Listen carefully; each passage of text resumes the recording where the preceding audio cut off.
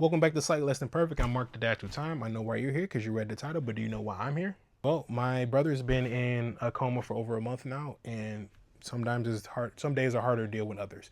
So my crazy ideas and crazy theories that I used to share with him, I'm sharing with y'all because it makes me feel a little bit better, and it gives him something to see. So when he wakes up. So let's get into it. Today we're going to get into one of the obvious ones that I waited for this, Shiryu versus Zoro.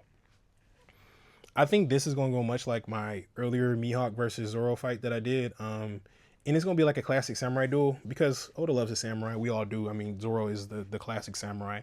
And all his fights are essentially like, well, all the Straw Hats fights are always a clash of ideals. But this more so happens in Zoro's fights because the clash of ideals literally comes through his sword. So we get all those cool samurai moments that we know and love from like Samurai Shampoo, Bleach, all of those other things. And I think this battle will be Zoro's final test as the world's greatest swordsman, because I think at this point he will already have beaten Mihawk. But how can you fight something that doesn't exist? And I think this will be the end of Zoro's arc because he will have to understand how to cut nothingness. Yeah, I said it. He will learn how to cut nothingness. Like he has the breath of all things, right? And he can cut anything. He can cut anything he wants. But what if nothing is there? How do you cut nothing that exists? Yes, I am hinting that Zoro might be getting a world cutting slash. And because Shiryu, his fight was with Garp showed us that like he's not just invisible, like he erases his presence.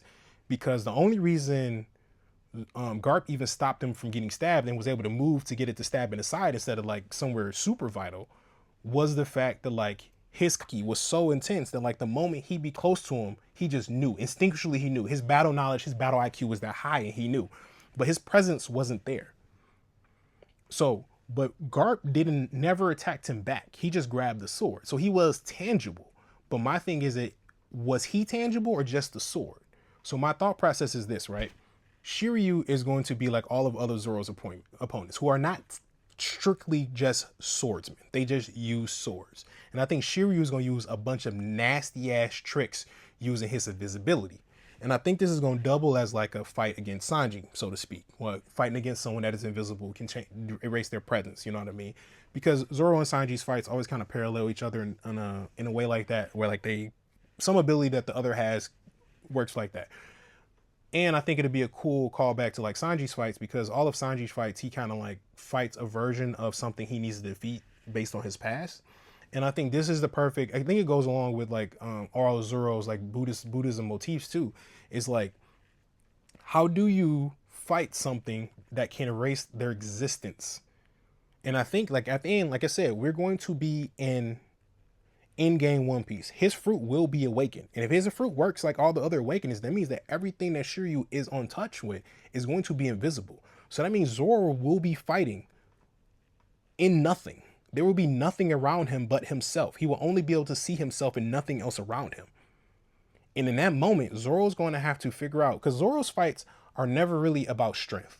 He's always physically able to fight his opponents. That's never the thing. His is always about a state of mind or an elevated state of being, which he needs to achieve. Like post time skip, like pre time skip, yeah, it was a power struggle. You know what I mean? But I'm like, now it's all mental based. Like his fight against King, what was that? He needed to figure out how the mechanics of how he worked. Once he did, it was cooked. Like he was already stronger.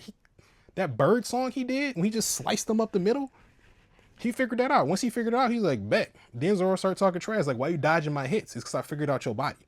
And I think it's gonna be the same thing with Shiryu. Zoro is going to get a world cutting slash. He's going to get something that can cut through nothingness itself. And that's what's going to make him the true greatest swordsman. Because he'll be able to cut existence or non-existence. Like, call it I don't want to say cutting dimensions stuff like that.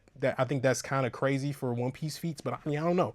But like, it will be like akin to like the world cutting slash. Because like the world cutting slash got through Gojo's infinity.